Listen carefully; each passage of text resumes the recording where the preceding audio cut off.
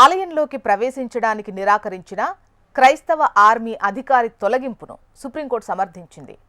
Army ఒక సంస్థగా లౌకికమైంది. దాని క్రమశిక్షణలో రాజీ లేదని స్పష్టం చేసింది.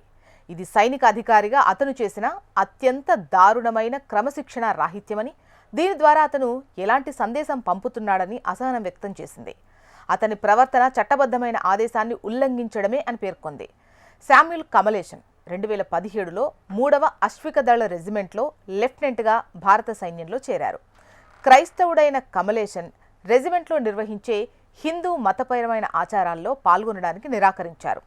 విగ్రహారాధనను నిషేధించే తన ప్రొటెస్టెంట్ క్రైస్తవ విశ్వాసాలకు అనుగుణంగా రెజిమెంట్లో జరిగే పూజ, హిందూ ఆరాధన ఆచారాన్ని నిర్వహించడానికి ఆలయం లోపలి గర్భగుడిలోకి ప్రవేశించడానికి ఆయన నిరాకరించారు. దీంతో చట్టబద్ధమైన ఆదేశాన్ని ఉల్లంఘించిన ఆరోపణలపై శామ్యూల్ను 2021లో సర్వీస్ నుంచి తొలగించింది ఆర్మీ. అతనికి పెన్షన్ అర్హత, గ్రాట్యుటీ ప్రయోజనాలు లభించలేదు. దీంతో తన తొలగింపును ఢిల్లీ హైకోర్టులో సవాల్ చేశారు శామ్యూల్.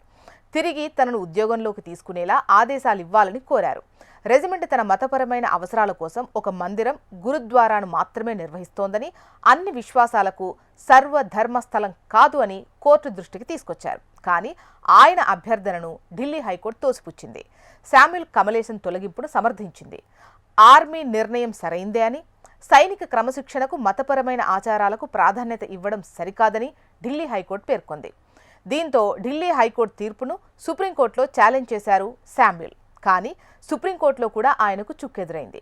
శామ్యూల్ కమలేషన్ను సర్వీస్ నుంచి తొలగించడాన్ని సమర్థిస్తూ ఢిల్లీ హైకోర్టు ఇచ్చిన ఉత్తర్వులను భారత ప్రధాన న్యాయమూర్తి సూర్యకాంత్, జస్టిస్ జోయ్ మల్యా వ్యాఖ్యలతో కూడిన ధర్మాసనం సమర్థించింది. ఈ మేరకు శామ్యూల్ పిటిషన్ను కొట్టేసింది. సైన్యం ఒక సంస్థగా లౌకికమైంది. దాని క్రమశిక్షణలో రాజీ పడలేమని స్పష్టం చేసింది. ఇది అత్యంత దారుణమైన క్రమశిక్షణ రాహిత్యమని, అతని ప్రవర్తన చట్టబద్ధమైన ఆదేశాన్ని ఉల్లంఘించడమే అని పేర్కొంది.